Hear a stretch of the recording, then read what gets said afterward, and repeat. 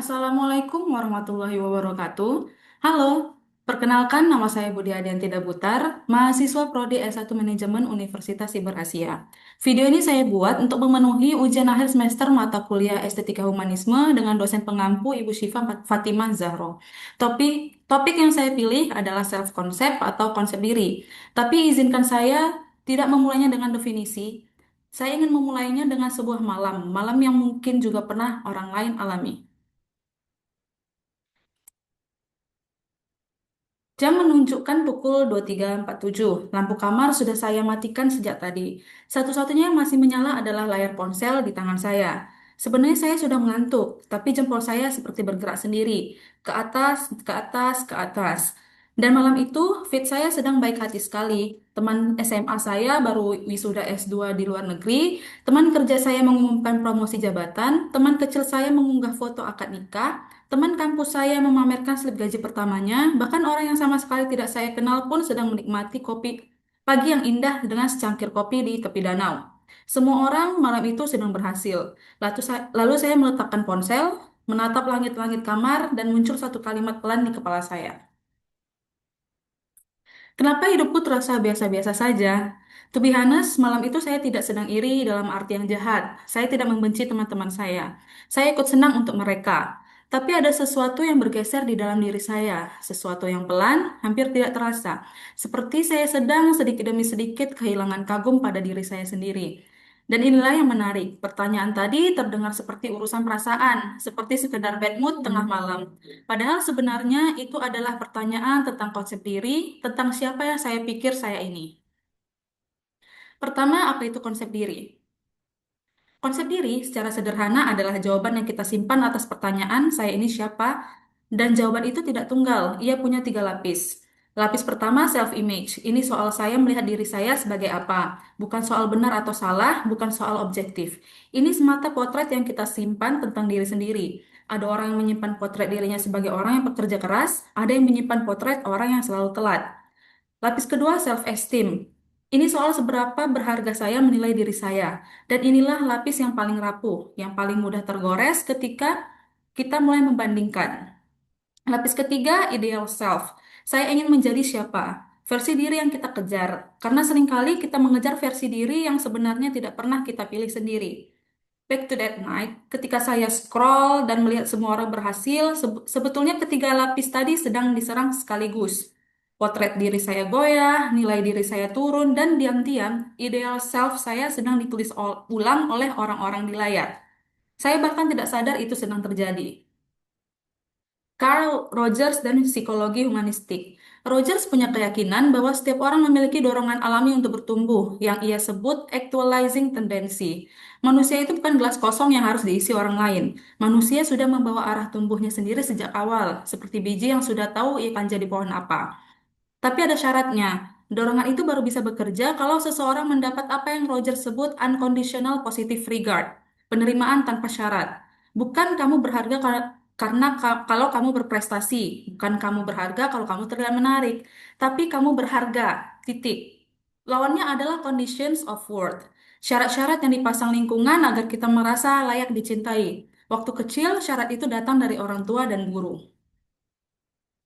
Sekarang pertanyaan pentingnya, kenapa sih kita membandingkan diri? Kenapa tidak bisa cuek aja? Tahun 1954, seorang psikolog bernama Leon Festinger menemukan sesuatu yang sederhana tapi mendasar.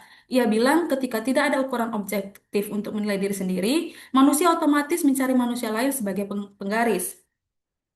Coba pikirkan, kalau saya ingin tahu berapa tinggi badan saya, ada meteran, objektif, selesai.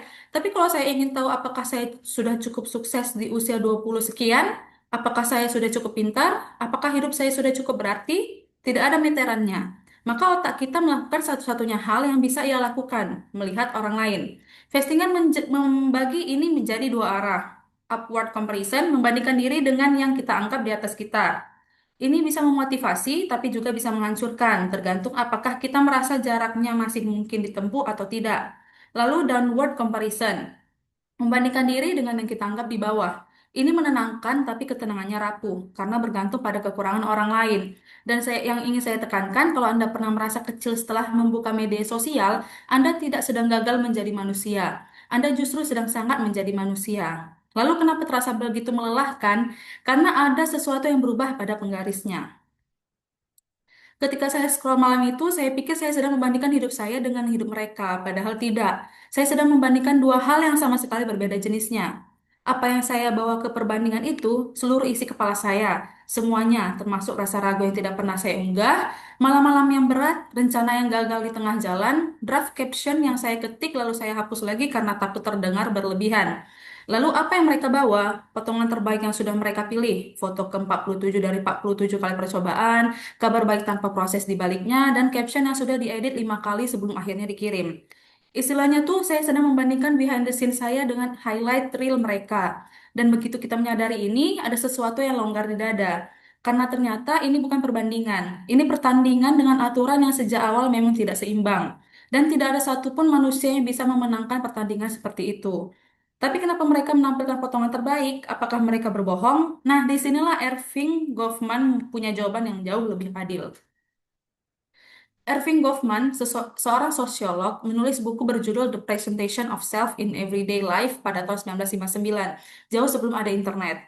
Ia bilang hidup sosial itu seperti pertunjukan teater, ada front stage, panggung depan. Ini adalah diri yang kita tampilkan ketika kita merasa sedang ditonton. Rapi, terkurasi, sopan. Anda punya ini, saya punya ini, kita semua punya ini. Cara kita bicara dengan dosen berbeda dengan cara kita bicara dengan teman kos. Itu front stage. Lalu ada backstage. Panggung belakang, ini diri yang muncul ketika tidak ada yang menonton. Berantakan, jujur, apa adanya. Dan disinilah sebetulnya sebagian besar hidup kita berlangsung. Goffman tidak sedang bilang front stage itu kebohongan. Ini penting sekali, berdandan sebelum keluar rumah bukan penipuan. Memilih foto terbaik untuk diunggah bukan kejahatan, itu manusiawi.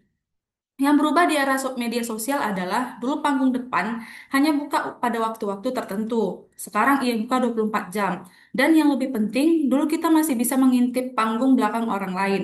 Karena kita bertemu mereka secara langsung. Sekarang pintu itu tertutup rapat. Yang kita lihat dari orang lain hanyalah panggung depan mereka. Terus menerus tanpa jeda.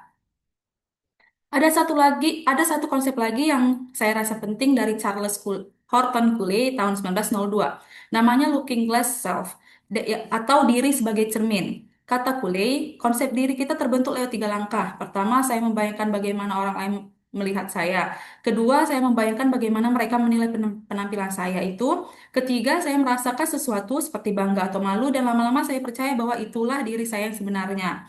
Jadi kita ini sebagian adalah pantulan dari mata orang lain. Di zaman kuliah, cermin itu berupa tatapan, komentar, raut wajah orang-orang di sekitar kita. Sifatnya samar, bisa ditafsirkan, bisa diabaikan. Hari ini, cermin itu berbentuk angka. Berapa like, berapa view, berapa komentar, berapa pengikut. Dan inilah alasannya, cermin yang bisa dihitung jauh lebih mudah dipercaya. Kalau seseorang bilang kamu hebat, saya bisa ragu. Mungkin dia hanya basa-basi. Tapi kalau angkanya 1.000, saya sulit membantahnya. Begitu juga sebaliknya, kalau angkanya 7, rasanya seperti vonis. Cermin yang bisa dihitung itu lebih mudah dipercaya, dan karena itu jauh lebih kejam. Sampai di sini kita sudah tahu 3 hal, bahwa membandingkan itu naluri, bahwa yang kita bandingkan tidak setara, dan bahwa cermin kita sekarang berbentuk angka. Sekarang pertanyaan berikutnya, kalau itu semua itu berlangsung setiap hari selama bertahun-tahun, apa yang sebenarnya terjadi pada konsep diri kita? Tahun 1987, teori Higgins menawarkan sesuatu yang sangat membantu. Ia bilang di dalam diri kita sebenarnya ada 3 versi diri yang hidup bersamaan. Pertama, actual self, diri saya yang nyata hari ini apa adanya. Kedua, ideal self, diri yang saya impikan, versi terbaik yang saya harapkan. Ketiga, old self, dan ini yang sering terlewat. Old self adalah diri yang orang lain harapkan dari saya. Versi diri yang saya rasa seharusnya saya jadi karena tuntutan orang tua, keluarga, lingkungan. Kata Higgins, emosi kita lahir dari jarak antar versi ini. Kalau actual self jauh dari ideal self, yang muncul adalah rasa kecewa, hampa, merasa gagal. Tapi kalau actual self jauh dari old self, yang muncul berbeda, kecemasan, rasa bersalah, takut mengecewakan orang lain. Adanya jarak itu sendiri bukan masalah. Jarak yang sehat justru yang membuat kita bertumbuh. Tanpa ideal self, kita tidak akan pernah berusaha. Yang mengkhawatirkan adalah ketika ideal self kita diam-diam ditulis oleh feed. Inilah bentuk baru dari conditions of work dari Rogers tadi. Dulu syarat itu datang dari orang tua, sekarang ia datang dari ribuan orang yang tidak kita kenal, hadir setiap hari tanpa pernah menyatakan dirinya sebagai tuntutan. Sampai akhirnya kita mengejar sesuatu yang sebenarnya tidak pernah benar-benar kita pilih sendiri. Kembali ke Carl Rogers karena beliau punya nama untuk keadaan ini. Rogers menyebutnya incongruence, ketidakselarasan, yaitu ketika ada jarak antara diri yang nyata dengan diri yang kita tampilkan. Dan semakin lebar jarak itu, semakin berat hidup kita menanggungnya. Bagaimana bentuknya sehari-hari? Pertama, kita mulai memilih pengalaman berdasarkan layak diunggah atau tidak. Liburan jadi terasa kurang berharga kalau tidak ada fotonya. Padahal dulu kita menikmati sesuatu ya karena kita menikmatinya. Kedua, kita lelah, tapi tidak tahu lelah karena apa. Tidak habis bekerja berat, tapi rasanya habis. Itu karena menjaga citra memang menghabiskan tenaga, hanya saja tenaganya tidak terlihat. Ketiga, kita hadir di banyak tempat, tapi tidak utuh di satu pun. Badan di ruang keluarga, pikiran di kolom komentar. Keempat, kita jadi takut jujur, karena jujur berarti keluar dari peran yang sudah terlanjur kita bangun. Ini yang saya maksud dengan lelah menjadi diri sendiri, bukan lelah karena hidup berat, tapi lelah karena harus terus-menerus memerankan seseorang. Karena tanda-tanda dari semua ini biasanya tidak dramatis, justru sangat kecil dan sering kita anggap biasa. Pertama, menghapus caption 3 kali sebelum akhirnya mengunggah. Atau malah tidak jadi mengunggah sama sekali. Kenapa? Karena kita sedang menghitung bagaimana kalimat itu akan dibaca orang. Kedua, membuka aplikasi tanpa alasan, hanya untuk mengecek, padahal kita tidak sedang menunggu kabar apapun. Jempol kita bergerak lebih dulu daripada niat kita. Ketiga, melihat unggahan lama kita sendiri lalu ikut menilainya. Seolah kita sedang menonton diri sendiri dari luar. Ini persis looking glass self yang tadi kita bahas. Keempat, merasa tertinggal di usia tertentu. Merasa seharusnya sudah begini, seharusnya sudah begitu. Padahal garis waktu itu tidak pernah kita buat sendiri. Kita hanya menandatanganinya tanpa pernah membacanya.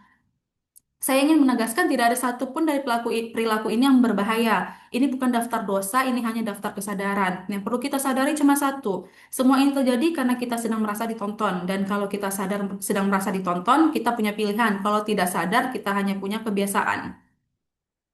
Selanjutnya, jalan pulang ke diri sendiri. Dan saya ingin memulainya dengan menolak satu solusi yang paling sering ditawarkan orang. Hapus saja media sosialmu. Menurut saya itu bukan jawaban, bukan hanya karena tidak realistis, tapi karena itu menyelesaikan gejala, bukan akarnya. Orang yang menghapus media sosial, Instagram, contohnya, tapi masih mengukur nilai dirinya dari pandangan orang lain, tetap akan menemukan cermin yang lain. Jadi bukan aplikasinya yang perlu dihapus, yang perlu diubah adalah posisi kita di depannya. Ada 4 kompas yang saya pakai sendiri, bukan resep ajaib, hanya arah. Kompas pertama, sadari, jangan lawan. Ketika Anda melihat sebuah unggahan dan dada Anda terasa sesak sedikit, jangan buru-buru memarahi diri sendiri karena iri. Cukup beri nama pada perasaan itu. Katakan dalam hati, oh, aku sedang membandingkan. Sesederhana itu. Karena begitu sebuah reaksi diberi nama, ia berhenti menjadi otomatis. Dan begitu berhenti otomatis, kita punya pilihan lagi. Kompas kedua, tanyakan siapa yang membuat standarnya. Ketika muncul pikiran, seharusnya di usia segini aku sudah punya ini. Berhentilah sebentar dan tanya, siapa sebenarnya yang menetapkan itu? Dari mana asalnya? Apakah saya pernah menyetujuinya? Ingat outself dari Higgins tadi. Banyak sekali standar yang kelihatan kokoh tapi langsung runtuh ketika kita tanya asal-usulnya. Kompas ketiga, perlakukan diri seperti sahabat. Ini dari Christine Neff yang menawarkan self-compassion. Coba perhatikan kalimat yang Anda ucapkan pada diri sendiri saat gagal. Sekarang bayangkan sahabat Anda mengalami hal yang sama persis. Apakah Anda akan mengatakan kalimat itu kepadanya? Hampir selalu tidak. Kita jauh lebih kejam pada diri sendiri daripada pada orang lain. Tukar posisinya. Kompas keempat, kurasi cermin Anda. Kita tidak bisa memilih apa yang dunia unggah, tapi kita bisa memilih apa yang masuk ke mata kita setiap hari. Kalau ada akun yang setiap kali dilihat membuat Anda merasa kecil, Anda boleh berhenti mengikutinya. Itu bukan iri, itu menjaga diri. Rogers bilang manusia butuh lingkungan yang menerima untuk bisa bertumbuh. Dan hari ini, fit adalah bagian dari lingkungan itu.